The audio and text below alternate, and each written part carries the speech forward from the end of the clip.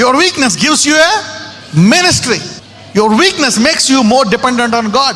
నీ బలహీనత దేవుని మీద ఎక్కువ ఆధారపడేటట్టు చేస్తుంది. Your weakness helps you value others. నీ బలహీనత ఇతరులకి విలువిస్తుంది, ఎందుకంటే వారిలో బలము నీలో బలహీనత. It's a body of Christ. Your weakness prevents arrogance. నీ బలహీనత నీ గర్వాన్ని తగ్గించి దీనుడిగా చేస్తుంది. Your weakness reminds us that God will give us new bodies. నీ బలహీనత ఏం చెప్తుంది? దేవుడు నాకు యుగ యుగములో మహిమ శరీరాన్ని ఇవ్వబోతున్నాడు.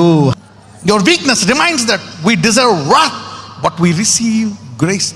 మన బలహీనతలకి మనము ఆయన యొక్క ఉగ్రత అనుభవించి నరకానికి పోవలసిన వాళ్ళము, ఆయన మన శిక్షను భరించి ఎక్కడ తీసుకెళ్తున్నాడు?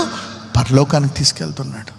Your weakness renews our mind. బలహీనత మనల్ని మనము నూతన పరుచుకునేటట్టు చేస్తుంది, దేవునిలో ఎదిగేటట్టు చేస్తుంది. నీ బలహీనత లోకాన్ని జయిస్తుంది. ఈ వాక్యం తర్వాత కొంతమంది ఆశీర్వాదంగా మారిపోతున్నారు. ఇక్కడ ఈరోజు నీకే టికానా లేదేమో, నువ్వే బలహీనుడివి, నాకు అది పోయింది, నాకు ఇది లేదు, అది ఇది అనుకుంటున్నావా? సహోదరుడా, ఈ 8 పాయింట్లు నీకే ఈరోజు. ఈ బలహీనతల్లోంచి ఈరోజు అనేక గొప్ప పరిచర్లు బయటికి రాబోతున్నాయి. ఇప్పుడు చెప్పండి, నీ బలహీనత ఒక రకంగా నెగిటివా పాజిటివా? క్రీస్తులో ఉన్నవారికి సూపర్ పాజిటివ్.